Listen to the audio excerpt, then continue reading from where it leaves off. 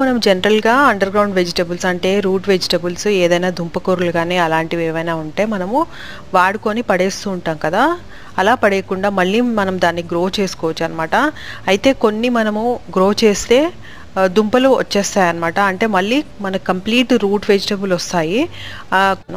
చాలా వస్తాయి అలాగా. కానీ నేను గ్రో చేసినవి మాత్రం ఈ వీడియోలో మీకు చూపిస్తున్నాను.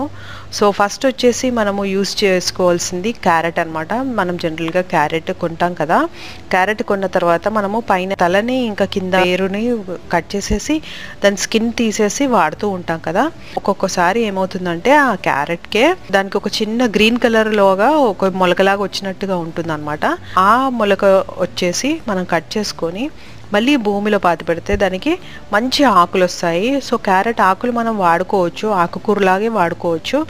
సో దీనికి నేను అలాగే గ్రో చేసిన ప్లాంట్ ఇది. జస్ట్ ఒక పైన క్యారెట్